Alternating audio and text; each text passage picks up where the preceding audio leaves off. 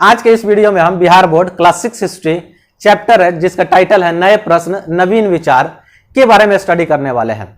यदि आप इस वीडियो से रिलेटेड क्वेश्चन आंसर देखना चाहते हैं, क्वेश्चन आंसर करना चाहते हैं, सवाल हल करना चाहते हैं तो इस वीडियो के डिस्क्रिप्शन में ही उसका लिंक दे दिया गया है, आप जाकर वहां से देख सकते हैं। यदि आप इतिहास हिस्ट्री को समझते हुए सीखना चाहते हैं, कंसेप्ट बेस्ड स्टडी चाहते हैं तो मेरे चैनल को तुरंत सब्सक्राइब करें। मैं आकिब जावेद अपने यूट्यूब चैनल लर्निंग स्ट्रीट में आप सबका स्वागत करता हूं। चलिए क्लास की शुरुआत करते हैं और इस क्लास की शुरुआत हम टाइटल से करते हैं। अगर हम टाइटल को समझ पाते हैं तो समझिए कि इस क्लास को हम आधा समझ पाए। तो टाइटल जो है दो भागों में बटा हुआ है, एक जो है नए प्रश्न और एक जो है नवीन विचार। उससे भी पहले हम ये समझे कि इस चैप्टर के अंतर्गत हमें महात्मा बुद्ध और महावीर जैन के बारे में पढ़ना है। दरअसल महावीर जैन और महात्मा बुद्ध जिस समय अपने उपदेश दे रहे थे उसी समय कुछ प्रश्न उठकर सामने आए। उन्हीं प्रश्नों का जवाब महात्मा बुद्ध ने दिया और उसी प्रश्नों का जवाब जो है महावीर जैन ने दिया। यानी कि टाइटल को अब आप समझ पा रहे हैं, कुछ ऐसे प्रश्न और विचार जो महात्मा बुद्ध के द्वारा और महावीर जैन के द्वारा प्रस्तुत किया गया, दिया गया, दरअसल उसी के बारे में यहाँ पे वो टाइटल दिया हुआ है। जो प्रश्न थे उनके विचार महात्मा बुद्ध और महावीर जैन ने अपने विचारों में दिया। यानी कि इस चैप्टर के अंतर्गत हमें महात्मा बुद्ध और महावीर जैन के बारे में पढ़ना है।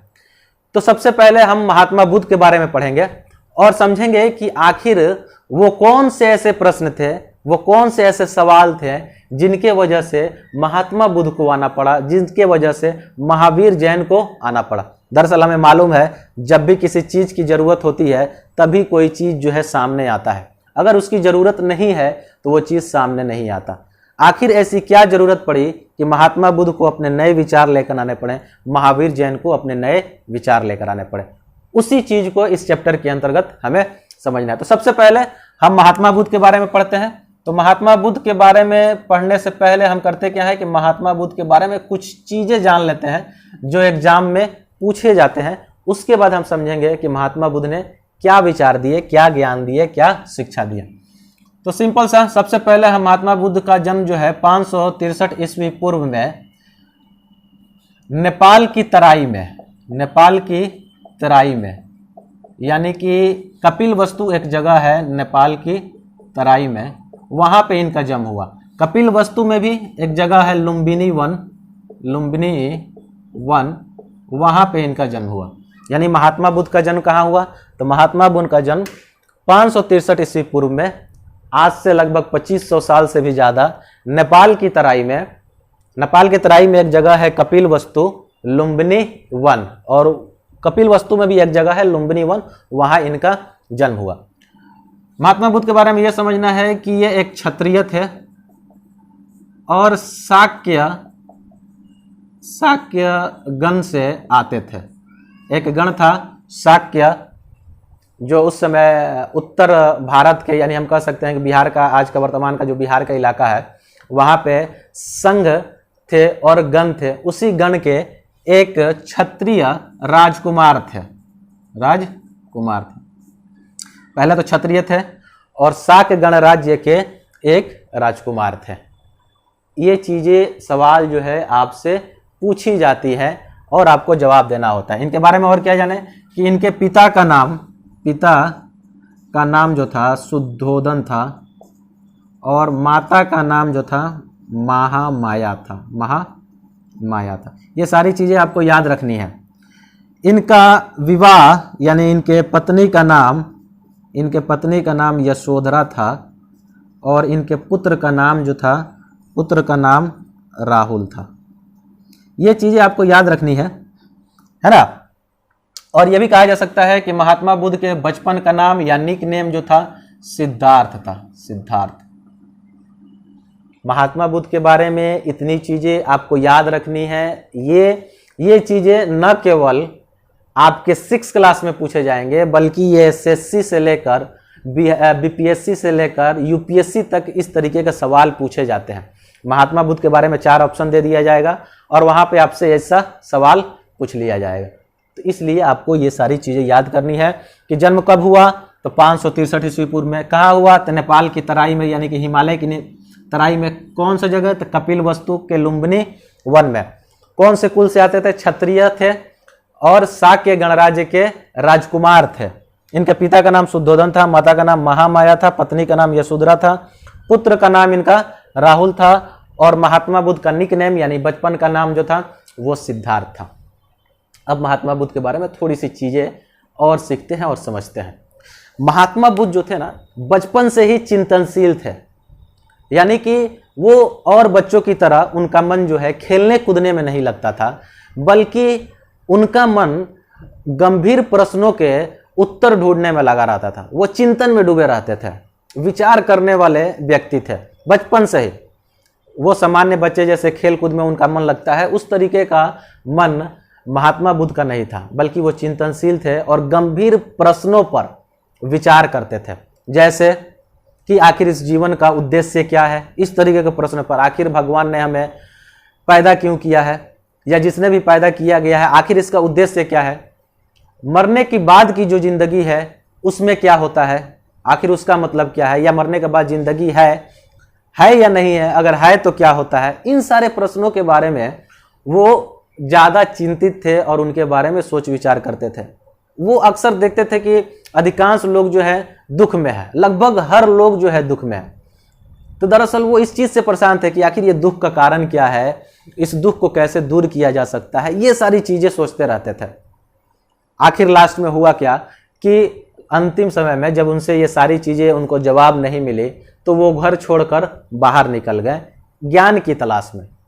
इन सारे सवालों की तलाश में, इनकी खोज में घर छोड़कर बाहर निकल गए। कई जो है गुरुओं से मिले, कई ऋषियों से मिले, यानी जो भी उस समय के शिक्षक थे, गुरु थे, टीचर थे, उनसे मिले, लेकिन उनको जो है संतोषजनक सेटिस्फाइड आंसर नहीं मिला। उनकी जो प्रश्न थे, जो सवाल थे, उनका जवाब उनको नहीं मिला। अंत में उन्होंने किया क्या कि खुद ही इन प्रश्नों के सवाल ढूंढने का निश्चय किया, यानी खुद ही ये डिसाइड किया कि अब ये प्रश्न जो है किसी दूसरे से नहीं पूछे जाएंगे, बल्कि इसका जवाब खुद पता किया जाएगा। इसके बाद इन्होंने तपस्या करने का निश्चय किया और आज के वर्तमान बिहार के गया जिले के नज़दीक एक जगह है बोध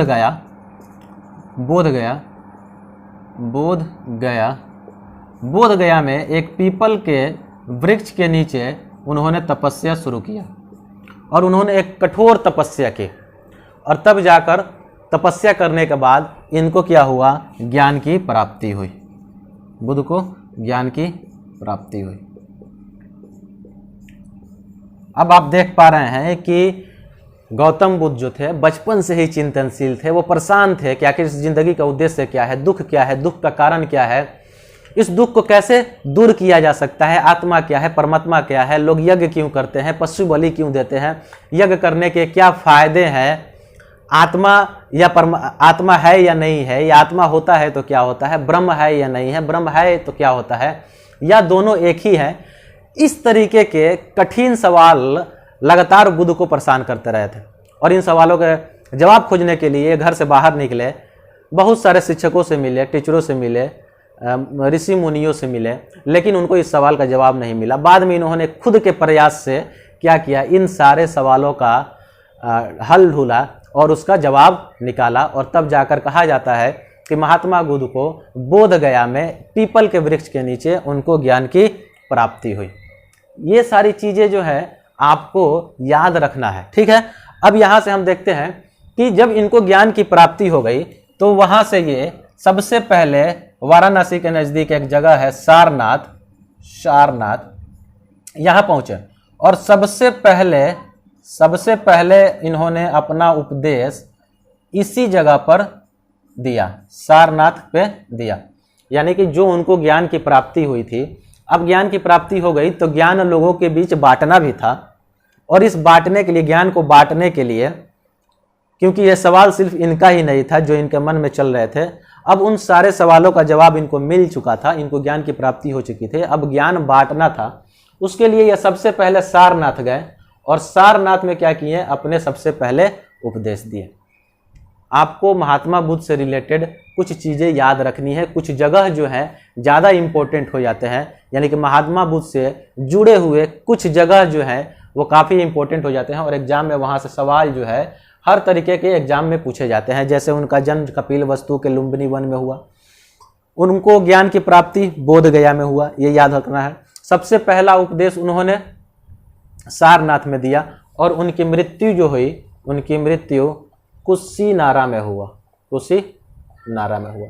ये कुछ जगह है जो महात्मा बुद्ध से रिलेटेड है, अतः बौद्ध धर्म में इनका काफ़ी महत्व है, इनको भी याद करने की जरूरत है। अब तक जो है मोटा मोटी हम बुद्ध के बारे में सीखे, उनके लाइफ के बारे में सीखे, उनके विचार के बारे में सीखे। अब देखते हैं कि महात्मा बुद्ध ने कौन से ज्ञान की प्राप्ति की थी और क्या क्या विचार जो है उन्होंने लोगों को समझाया, या उपदेश के तौर पे उन्होंने कौन सी ज्ञानें बांटी, या कौन से विचार जो हैं उन्होंने दिया। ये सारी चीज़ें हम समझते हैं कि आखिर महात्मा बुद्ध को जो ज्ञान की प्राप्ति हुई, आखिर ज्ञान की प्राप्ति में उनको कौन सी ज्ञान की प्राप्ति हुई, उन्होंने आखिर लोगों को क्या सिखाया, इसके बारे में हमको सीखना है। तो सबसे पहले हम कह सकते हैं कि महात्मा बुद्ध ने यह पता किया कि दुख क्या है। उन्होंने लोगों को बताया कि दुख क्या है। दूसरा, उन्होंने बताया कि दुख का कारण क्या है, दुख का कारण क्या है। ठीक है। उसके बाद महात्मा बुद्ध ने बताया, पहले बताया दुख क्या है, फिर दुख का कारण क्या है और इस दुख का निवारण क्या है। इस दुख का निवारण यानी कि इस दुख को दूर कैसे किया जा सकता है, इस बारे में सबसे पहले महात्मा बुद्ध ने बताया। ठीक है।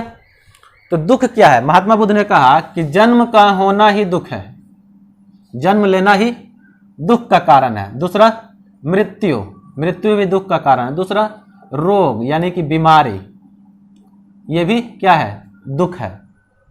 यानी कि दुख को उन्होंने डिफाइड किया कि जन्म का होना ही दुख है। लोग मृत्यु के डर से दुखी होते हैं, मरने के डर से दुखी रहते हैं, तो वह भी दुख है, और रोग जो बीमारी होता है वह भी दुख है। अब सवाल आता है कि आखिर इस दुख का कारण क्या है, जो सबसे इंपॉर्टेंट सवाल है। आखिर इंसान, आखिर मानव, ये ह्यूमन, आप देख सकते हैं अपने अगल बगल, अपने ज़िंदगी में, अपने आस पड़ोस में लगभग सभी लोग जो हैं दुखी है, सभी लोग जो है दुखी है। तो ये सवाल आज से 2500 साल पहले का नहीं है, आज का भी सवाल है कि आज भी लोग हर जगह देख सकते हैं कि लोग जो है दुख में है। अब समझना है कि इस दुख का कारण क्या है। तो महात्मा बुद्ध ने कहा कि इस दुख का कारण जो है इच्छा है। इच्छा यानी कि इच्छा को हम क्या बोलते हैं? हम कह सकते हैं डिजायर, हमारी जो, इसको और क्या सकते हैं? ख्वाहिश, ख्वाहिश। तो इस तरीके के हम कह सकते हैं कि महात्मा बुद्ध ने कहा कि जो दुख का कारण है ना वो इच्छा है। दुख का जो कारण है ना डिजायर है, यानी कि हमारी ख्वाहिश है। अक्सर इंसान दुख में रहता है कि अगर वो किसी चीज की इच्छा करता है, किसी चीज को चाहता है और वो चीज उसको नहीं मिलता है, दरअसल यही दुख का कारण है। महात्मा बुद्ध ने आगे भी कहा कि अगर उस व्यक्ति को वो चीज मिल भी जाता है जिसकी वो इच्छा करता है, डिजायर करता है, उसके मिल जाने के बाद भी वह इंसान, ह्यूमन, मानव क्या करता है कि अब दूसरी चीज की इच्छा करता है। यानी कि जो इसकी इच्छा है वो खत्म होने वाली नहीं है, उसकी जो डिजायर है वो खत्म होने वाली नहीं है। अगर एक इच्छा पूरी हो जाए तो दूसरी इच्छा आ जाएगी और ये इच्छा कभी खत्म नहीं होगी। इसी को उन्होंने तृष्णा कहा है, उसी को महात्मा बुद्ध ने तृष्णा कहा है। दरअसल लोग इसी वजह से दुख होते हैं कि उनकी इच्छा जो है लगातार बढ़ते जाती है। ऐसा नहीं होता है कि जिस चीज़ की इच्छा करे और मिल जाए और उसके बाद वो संतुष्ट हो जाए, ऐसा नहीं होता। वो चीज़ मिल गया, उसके बाद वो दूसरी चीज़ की इच्छा करते हैं, अब उसकी तलाश में लग जाते हैं। इसी चीज़ को महात्मा बुद्ध ने तृष्णा कहा है। अतः दुख का कारण जो है इच्छा है। अब सवाल उठता है कि महात्मा बुद्ध ने यह बता दिया कि दुख क्या है, फिर यह बताया कि दुख का कारण क्या है। चूँकि महात्मा बुद्ध को ज्ञान की प्राप्ति हो चुका था, उन्होंने ये भी बताया कि इस दुख को दूर कैसे किया जा सकता है। तो इस दुख को दूर करने का, इस दुख को दूर करने के लिए क्या करेंगे कि दुख का जो कारण है उसी को खत्म कर देते हैं, उसी को कंट्रोल कर लेते हैं। कि जो दुख का कारण है उसी को, अगर हमारे कंट्रोल में है तो उसी को खत्म कर देते हैं, दुख अपने आप खत्म हो जाएगा। तो उन्होंने कहा कि दुख का निवारण करना हो तो इच्छा पर नियंत्रण करें, इच्छा पर नियंत्रण करें। यानी कि उन्होंने कहा आत्म संयम पर बल दें, आत्म संयम पर, यानी कह सकते हैं कि सेल्फ कंट्रोल, सेल्फ कंट्रोल यानी खुद को नियंत्रित करें, खुद को कंट्रोल करें, अपनी इच्छाओं को कम करते जाएं, और इस तरीके से क्या किया जा सकता है, दुख को कम किया जा सकता है। यानी कह सकते हैं कि अपनी ज़रूरतों को कम कर दें, अपनी ज़रूरतों को न्यूनतम कर दें। ज़रूरत ख़त्म होंगी नहीं, न्यूनतम किया जा सकता है, कम से कम किया जा सकता है। तो उन्होंने कहा कि अपनी ज़रूरतों को कम कर दो, ख़त्म कर दो, ख़त्म करने की तरफ बढ़ो। जब तुम्हारी इच्छा ही ख़त्म हो जाएंगी तो दुख का कारण भी ख़त्म हो जाएगा, उसके बाद दुख नहीं होगा। चलिए अब आगे बढ़ते हैं, और महात्मा बुद्ध की कुछ और शिक्षाएं हैं, उन्होंने कुछ और ज्ञान दिए हुए हैं, उनके बारे में समझते हैं। इनको समझ लेने के बाद उसके बाद हम जैन, महावीर जैन के बारे में पढ़ेंगे। तो दूसरी शिक्षा के अंतर्गत उन्होंने कहा, महात्मा बुद्ध ने, कि मनुष्यों का आदर करें, मनुष्यों का आदर करें, और साथ में ही जानवरों की भी आदर करें, जानवरों की आदर करें, उनके साथ प्रेम भाव दिखाएं, उनकी हत्या ना करें, हत्या ना करें। ये आखिर कहा क्यों? दोनों चीज़ों को समझना है कि मनुष्यों का आदर करने के लिए भी बोल रहे हैं, और जानवरों की आदर और उनको प्रेम करने के लिए और उनकी हत्या करने के लिए बोल रहे हैं कि उनकी हत्या नहीं करना। आखिर ये दोनों बात कहते क्यों है? दरअसल महात्मा बुद्ध जिस समय में उपदेश दे रहे थे, उस समय भारतीय समाज में या उस समय के तत्कालीन समाज में वर्ण व्यवस्था प्रचलित था, और इस वर्ण व्यवस्था में पूरे समाज को 4 भागों में बांट दिया गया था, ब्राह्मण, क्षत्रिय, वैश्य और शूद्र। इसमें ब्राह्मण जो होता था सबसे ज़्यादा अच्छी स्थिति में था, सबसे ज़्यादा सम्मानित था, इसको सबसे ज़्यादा अधिकार जो है समाज में मिला हुआ था। और उसके बाद के जो वर्ण आते हैं, क्षत्रिय, वैश्य, उनका अधिकार कम होते गया, और शूद्र का अधिकार जो था इस समाज में सबसे कम था। उसे ना ही पढ़ने लिखने का अधिकार था, ना ही उसे व्यापार करने का अधिकार था, ना ही वो समाज में वो सम्मानित नहीं था, बल्कि उसको कहा जाता है कि भगवान ने सिर्फ इसलिए पैदा किया है कि वो अपने से ऊपर वाले वर्णों की सेवा कर सके। महात्मा बुद्ध ये चीज़ देखकर वो परेशान थे, वो वर्ण व्यवस्था का विरोध करते थे। उनका कहना था कि सभी मानव बराबर हैं, सभी मानव बराबर हैं, और सबका सम्मान होना चाहिए, सबका आदर होना चाहिए। कोई ब्राह्मण, कोई क्षत्रिय, कोई वैश्य और कोई शूद्र नहीं है, सब मानव है, सबका आदर होना चाहिए। तो उन्होंने कहा मनुष्य का आदर होना चाहिए। कि किसके खिलाफ कहा? तो वर्ण व्यवस्था के खिलाफ कहा, क्योंकि वर्ण व्यवस्था में सभी मनुष्य बराबर नहीं थे, उसमें ब्राह्मणों का स्थान जो था सबसे ऊंचा था। जानवरों की आदर करने की क्यों बात की गई? कि इसी व्यवस्था के अंतर्गत, इसी समाज के अंतर्गत एक व्यवस्था, यज्ञ की व्यवस्था चल रही थी, और यज्ञ के अंतर्गत बहुत सारे संसाधन इस्तेमाल किए जाते थे, बहुत सारे पैसे खर्च होते थे, और बहुत सारे पशुओं की बलि दी जाती थी। दरअसल महात्मा बुद्ध इस पशु बलि के खिलाफ थे, और इस स्थिति में उन्होंने कहा कि पशुओं की आदर होना चाहिए, इज्जत होनी चाहिए, उनकी हत्या नहीं होनी चाहिए। पशुओं के खिलाफ प्रेम भाव, जानवरों के खिलाफ प्रेम भाव, जो भी चिड़िया हैं उनके खिलाफ प्रेम भाव अपनाया जाए, उनकी हत्या ना की जाए। सभी जीव जो है जीना चाहते हैं। यहाँ तक ठीक है? तो ये 2 चीज़ें थी, उन्होंने ये ज्ञान दिए कि जानवरों का भी आदर करें और मनुष्यों का भी आदर करें। तीसरा महात्मा बुद्ध ने यह कहा कि जो कर्म हम इस दुनिया में करते हैं, जो भी कर्म हम इस दुनिया में करते हैं, चाहे वो अच्छा हो चाहे वो बुरा हो, चाहे अच्छा हो या बुरा हो, इस कर्म का प्रभाव हमको तो इसी दुनिया में मिल जाएगा या किसी दूसरे दुनिया में उसका प्रभाव हमको मिलेगा, दूसरी दुनिया। यानी कि बुद्ध किसकी बात कर रहे हैं? पुनर्जन्म की बात कर रहे हैं। आज जो हम काम करते हैं, बोल रहे हैं कि चाहे आप अच्छा करें चाहे आप बुरा करें, उसका आपको प्रभाव यानी कि उसका फल आपको इस दुनिया में भी मिलेगा, और जो आगे आने वाली दुनिया है, यानी कि मौत के बाद की जो दुनिया है, मृत्यु के बाद की जो दुनिया है, उसके अंदर भी आपको उसका फल मिलेगा। यानी कि इस तरीके से हम कह सकते हैं कि महात्मा बुद्ध का विश्वास था कि पुनर्जन्म होगा, क्योंकि वो दूसरे दुनिया की भी बात कर रहे थे कि इस दुनिया में हम जो करते हैं उसका फल जो है दूसरे दुनिया में मिलेगा। महात्मा बुद्ध के बारे में इतना ही। अब हम महावीर जैन के बारे में पढ़ते हैं और उनके विचारों को समझने की कोशिश करते हैं। महावीर जैन के बारे में अब हम पढ़ेंगे। सबसे पहले इनके बारे में कुछ चीज़ें जो है याद रखने वाली हैं, उनको सीख लेते हैं, क्योंकि एग्जाम में ये पूछे जाते हैं। इनका जन्म जो हुआ 540 ईस्वी पूर्व में, यानी लगभग वही समय है जब महात्मा बुद्ध का जन्म हुआ था। इनका जन्म 540 ईस्वी पूर्व में वैशाली के निकट एक जगह है कुंडग्राम यहाँ पे हुआ था। महावीर जैन का जन्म जो है 540 ईस्वी पूर्व वैशाली के निकट कुंडग्राम में इनका जन्म हुआ था। यह भी क्षत्रिय थे और लिच्छवी कुल के राजकुमार थे। ये सारी चीजें। इनके पिता का नाम ये भी याद रखना जरूरी है। इनके पिता का नाम सिद्धार्थ था, ये चीजें याद रखिए। इनके माता का नाम त्रिशाला था। पत्नी का नाम यशोदा था।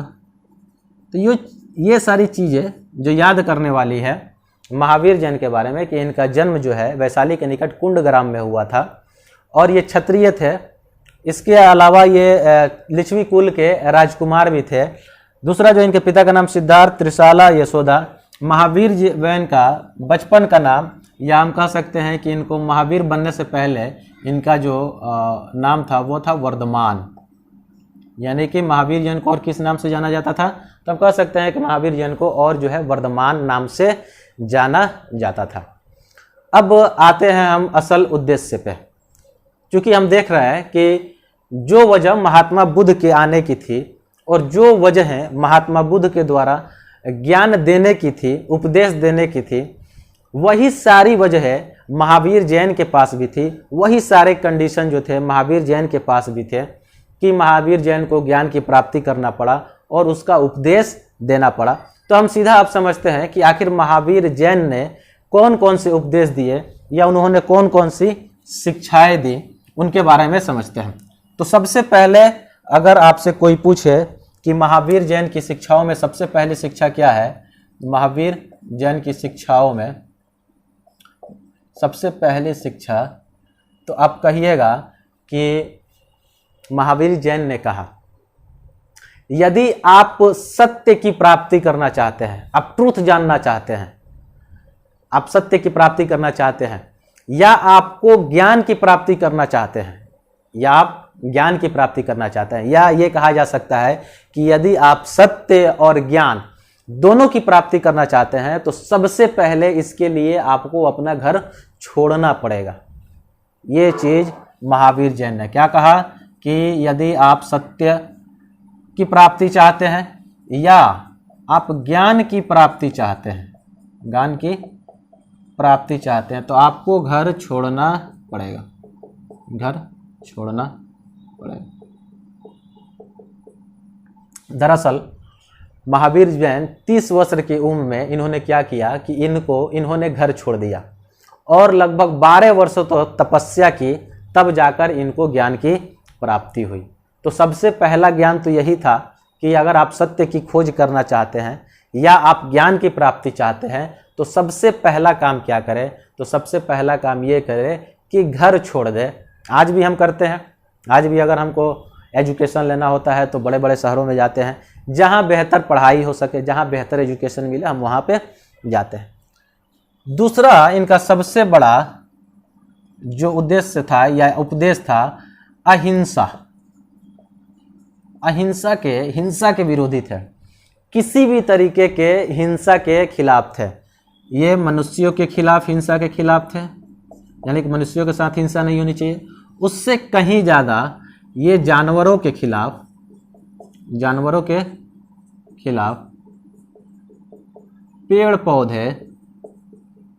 पेड़ पौधों में भी इनका कहना था कि जान है। और कीड़े मकोड़े, किसी भी तरीके के जीव, किसी भी तरीके की जीव जिसमें जान है, जो जिंदा है, उसके खिलाफ किसी भी तरीके की हिंसा नहीं होनी चाहिए, किसी भी तरीके का वायलेंस नहीं होनी चाहिए, जानवरों की हत्या नहीं होनी चाहिए, जानवरों की हत्या नहीं की जानी चाहिए। उनका कहना है कि जो भी जीव है वो जीना चाहता है, हर जीव जो है जीना चाहता है और उसको जीने का अधिकार है। इस तरीके से उन्होंने क्या किया कि सबसे उनका इम्पोर्टेंट जो उपदेश था वो था अहिंसा, नॉन वायलेंस, यानी कि आपको वायलेंस नहीं करना है, आपको मनुष्यों का भी आदर करना है और जानवर, पेड़ पौधे, कीड़े मकोड़ों का भी आदर करना है, क्योंकि इनको भी जीने की इच्छा है और उनको भी जीने का अधिकार है। दूसरा सबसे बड़ा इनका उपदेश था। उसके बाद इन्होंने कहा कि ईमानदारी के साथ जिंदगी जिए, ईमानदारी के साथ जिंदगी जिए, सत्य की खोज में लगे रहें, सत्य की खोज करते रहें। दूसरा, चोरी ना करें, चोरी ना करने की सख्त हिदायत दी गई है जैन धर्म में कि चोरी ना करें। ब्रह्मचर्य की पालन करें, ब्रह्मचर्य आप सब समझ चल रहे हैं कि ब्रह्मचर्य क्या है, ब्रह्मचर्य की पालन करें। और पुरुषों के लिए कहा गया, पुरुषों के लिए ये कहा गया है कि वस्त्र सहित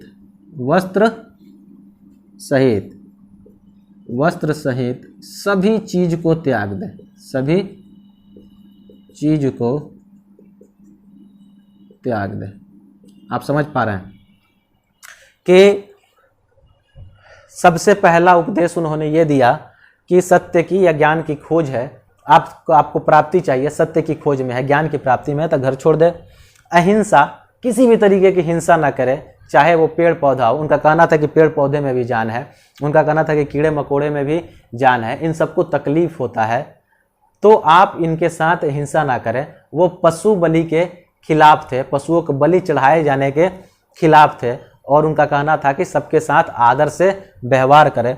उनका दूसरा, ईमानदारी पे जोर देते थे, सत्य की खोज में लगे रहें, चोरी ना करें, सख्त हिदायत थी, ब्रह्मचर्य की पालन करें। और पुरुषों के लिए था, सिर्फ पुरुषों के लिए था कि वस्त्र सहित लगभग सभी चीज़ों को त्याग दे, यानी वस्त्र भी ना पहने, वस्त्र भी ना पहनने की हिदायत जो है महावीर जैन ने दी। तो ये सारी चीज़ें जो है आज के इस चैप्टर के अंतर्गत हमें पढ़ना था। तो आज की वीडियो के अंतर्गत इतना ही, आपसे मिलते हैं नेक्स्ट वीडियो में। Thank you.